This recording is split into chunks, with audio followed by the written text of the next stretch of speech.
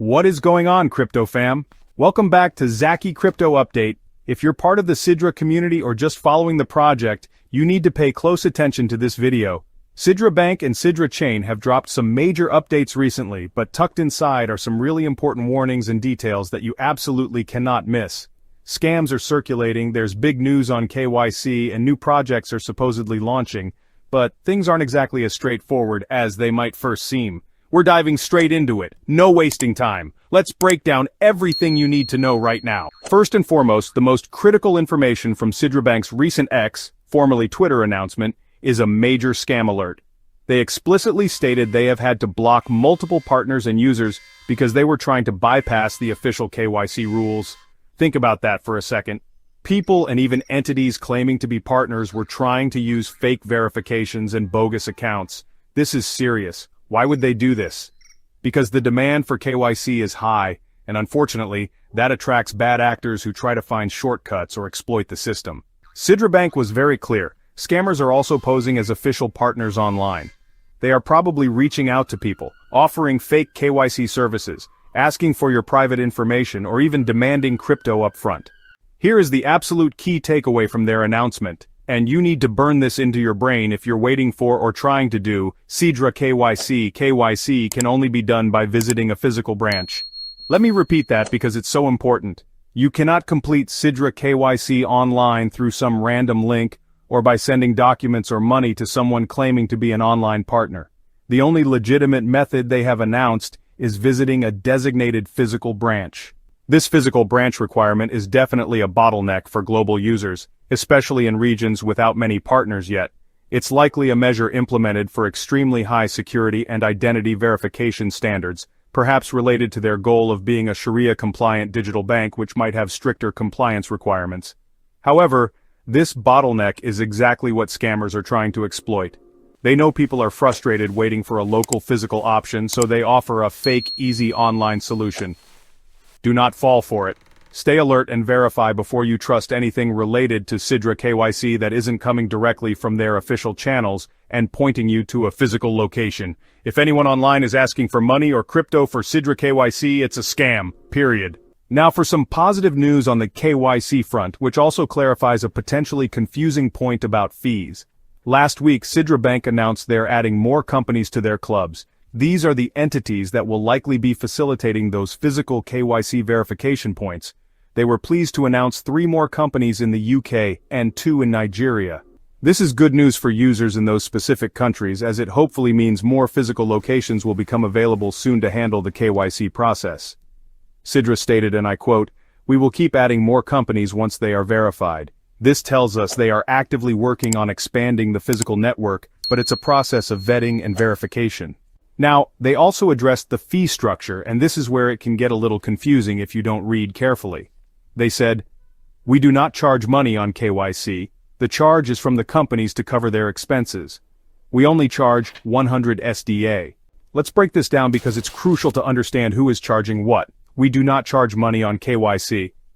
This means Sidra Bank itself is not charging you, the user, a fee for their internal process of verifying your identity after the physical check is done by a partner. The charge is from the companies to cover their expenses. This is the fee you will likely pay when you visit one of the physical partner locations. We only charge 100 SDA. This line comes right after explaining the partner fees. It's slightly ambiguous in the original text, but my interpretation, and what makes the most sense in context, is that the 100 SDA fee is likely what Sidra Bank charges the partner companies for listing, integrating, or participating in the Sidra KYC network. It is highly improbable that this 100 SDA is a separate fee you, the user, pay on top of the partner's physical check fee. This fee structure is quite standard for models where a central entity partners with local service providers. Sidra isn't building physical branches everywhere themselves. They are leveraging existing businesses or creating a network of new ones. Those businesses need to be compensated for their service. Charging the partner 100 SDA seems like a way for Sidra to manage the network, or perhaps provide some value back to the ecosystem using their native token. The key takeaway for you as a user is, expect to pay a fee to the physical location that performs your KYC verification. Sidra themselves are not adding an extra dollar fee on top of that, but the partner will. Moving over to the Sidra Chain side of things, there was another announcement that 3 new projects have officially launched on Sidra Chain. This is exciting news because new projects building on a blockchain are a sign of ecosystem growth and potential utility. The projects mentioned are Widpnix, Sukoon Mind Horizon, and Airland. Big congratulations to the teams behind those projects. However, there was a detail in that announcement that might raise an eyebrow and needs clarification. Sidra stated that these projects are launched on the Ethereum blockchain. Now, if they are launching on Sidra Chain, but they are deployed on the Ethereum blockchain, what does that really mean? Here's my take and the most logical explanation. Sidra Chain is still in development, perhaps in testnet or a very early mainnet phase that isn't fully ready for complex dApp deployments or doesn't have a large user base yet. Projects that want to build within the future Sidra ecosystem but need to start developing, testing, and potentially acquiring users now will launch on an established, robust blockchain like Ethereum. This isn't necessarily a bad thing.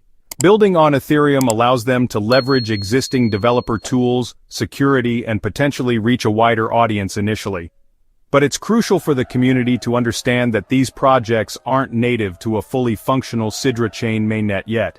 They are likely positioning themselves for when Sidra Chain is ready. Overall, these updates show that Sidra Bank and Sidra Chain are progressing, albeit with challenges like the KYC bottleneck attracting scammers, and perhaps a pragmatic approach to ecosystem building using Ethereum for initial project launches.